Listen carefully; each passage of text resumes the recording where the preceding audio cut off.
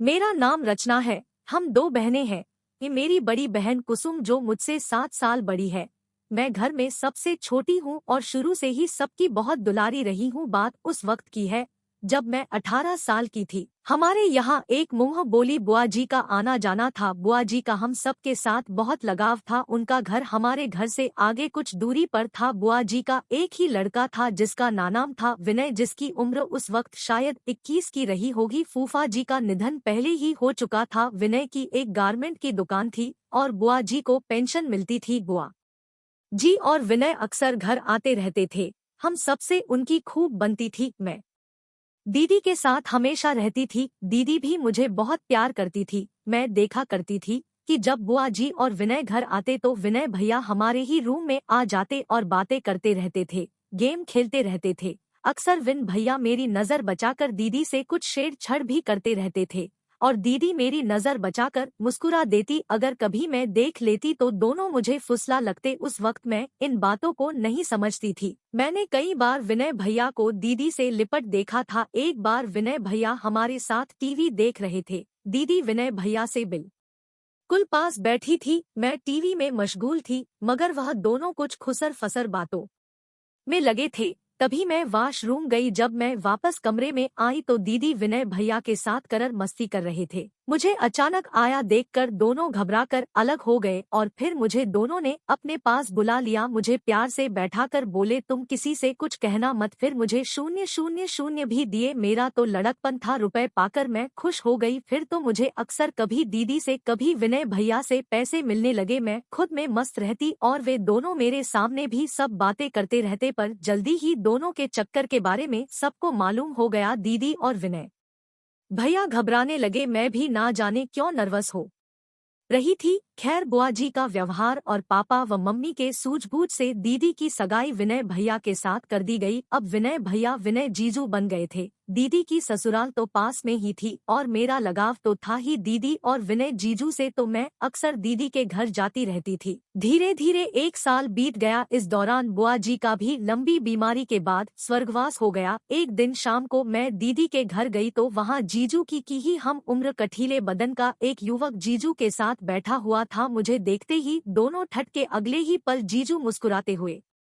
बोले, आओ रचना बैठो। मैं उनके साथ बैठ गई। फिर जीजू ने बताया, यह मेरा दोस्त अनंत है, तुम इसे भी जीजू बोल सकती हो। तभी दीदी चाय लेकर आ गई और मुझे देखकर हड़बड़ा गई। मुझे देखकर सबका हड़बड़ा जाना मुझे अजीब लगा। खैर उसके बाद सबने चाय पी। फिर दीदी खाना बनाने लगी और हम लोग टीवी देखने लगे। मैंने देखा वे सब मुझसे छुपाकर कुछ बात कर रहे थे। फिर सबने खाना खाया और सोने की तैयारी करने लगे। अभी तक मैं जब भी दीदी के यहाँ जाती थी तो दीदी जीजू के साथ बेड पर ही सोती थी, इसलिए मैं बेड पर ही सोने लगी। अनंत जीजू को बगल के रूम में लिटा कर दीदी जीजू और मैं हमेशा की तरह लेट गए। जीजू दीदी से कुछ बात कर रहे थे। फिर मैं सोने लगी। दीदी ने गौर से मेरी तरफ देखा और उनको यह लगा कि मैं गहरी नींद में सो गई। तब वे बेफिक्र होकर बात करने लगे। दीदी ने जीजू से कहा, यार आज कुछ करना ठीक नहीं रहेगा। रचना यही है। जीजू, अरे यार आज पहली बार तो तुमने हाँ बोली, अब इनकार मत करो। अनंत भी आ गया है। दीदी, क्या करूं? रचना यही है।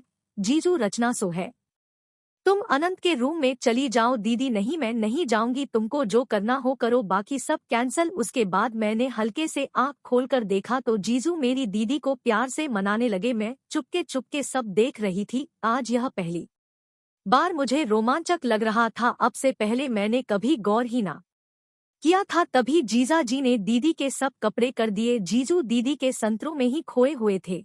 मैं कुछ नहीं जानती थी कि यह सब क्या हो रहा है, मगर वह सब मुझे बहुत रोमांचक लग रहा था। दीदी के संतरे गोल और सख्त लग रहे थे। जीजू की हरकतों से दीदी जल्दी ही कस मसाने लगी और पैरों को फैलाने लगी। जीजू जान चली जाओ ना, अनंत के कमरे में एक बार खुदवा कर देखो, बहुत मजा आएगा। वो गजब की खुदाई करेगा, मैंने उसका वर्मा देखा है, तभी तो बुलाया है। दीदी कुछ नहीं बोली, बस आंखें बंद किए हुई कसम साती रही। तभी अनंत जीजू हमारे रूम में आ गए। अनंत, यार मुझे कितना इंतजार करवा रहे हो, जब से कुसुम को देखा है वर्मा संभल नहीं रहा। विनय, क्या करूं दोस्त, कुसुम से बोल तो रहा हूं पर वह तुम्हारे रूम में जा ही नहीं रही। इतना सुनते ही अनंत जीजू के तेवर बदल गए और अनंत जीजू मेरी कुसुम दीदी की तरफ मुखातिब होकर बोले, इतना नखरा मत कर वरना यही शुरू कर दूंगा, देख मेरा वर्मा कितना ताव में है।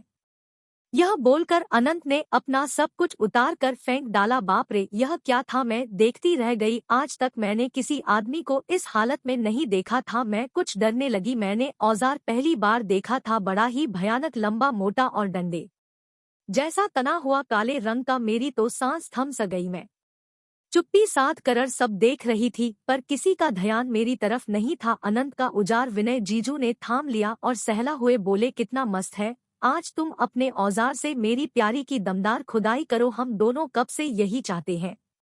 अनंत, तो फिर हटो एक तरफ और अपनी बीवी को मेरे हवाले करो। इतना बोलकर अनंत जीजू कुसुम दीदी को लगे, साथ ही वह दोनों ठाकुरों को दबाने लगे। विनय जीजू थोड़ा अलग होकर लेटे रहे। कुछ ही देर में दीदी अनंत के साथ करने लगी। कुसुम दीदी बुरी तरह तड़पने लगी। तब मैं नहीं समझ पाई थी कि अनंत क्या कर रहा है, पर मधुर आवाजें साफ सुन रही थी।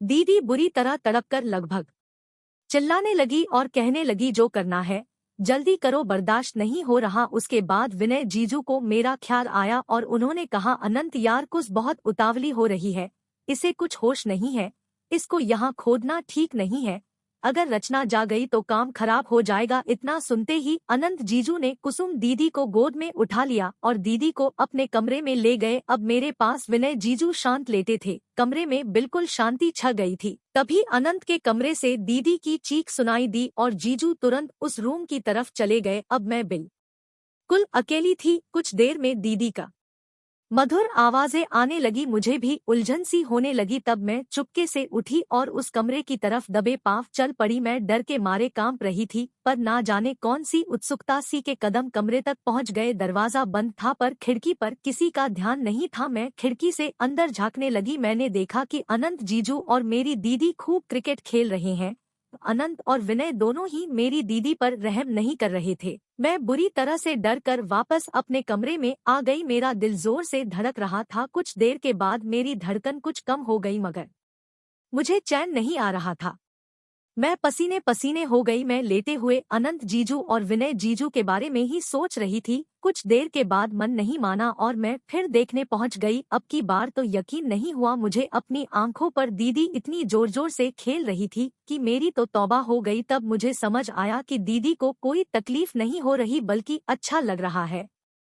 अब मेरा भी डर कम होने लगा था और मैं लगातार देखने लगी कि कुछ देर बाद अनंत जीजू और दीदी तेजी से हांफते हुए शांत हो गए। फिर विनय जीजू जो उसी बेड पर बैठे थे, दीदी को उन्होंने पूछा, कैसा लगा जान अनंत का उजार। दीदी, बहुत पसंद आया, अनंत जी ने तो मेरी सारी तमन्ना ही पूरी कर दी, मैं तो बहुत थक गई हूँ। अनंत जीजू हंसते हुए बोले, नहीं जी, तुमने तो पूरी रात का वादा किया था, अभी तो रात बहुत बाकी है।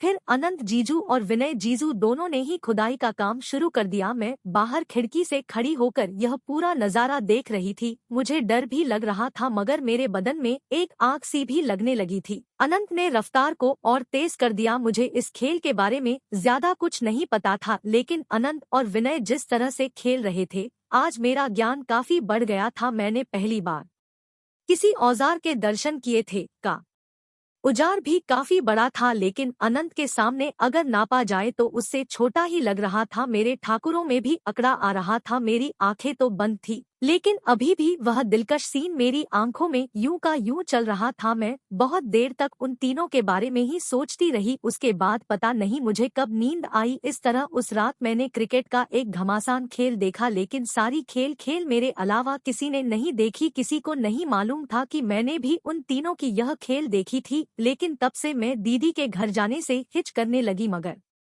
अनंत का दीदी के घर पर आना जाना आज भी जारी है। अब मैं जवान हो चुकी हूँ और सब कुछ समझती हूँ कि अनंत यहाँ पर क्या करने आता है। दोस्तों, अगर यह कहानी आपको अच्छी लगी हो तो इसको लाइक करे, शेयर करे, कमेंट में मुझे जरूर चैनल को सब्सक्राइब धन्यवाद।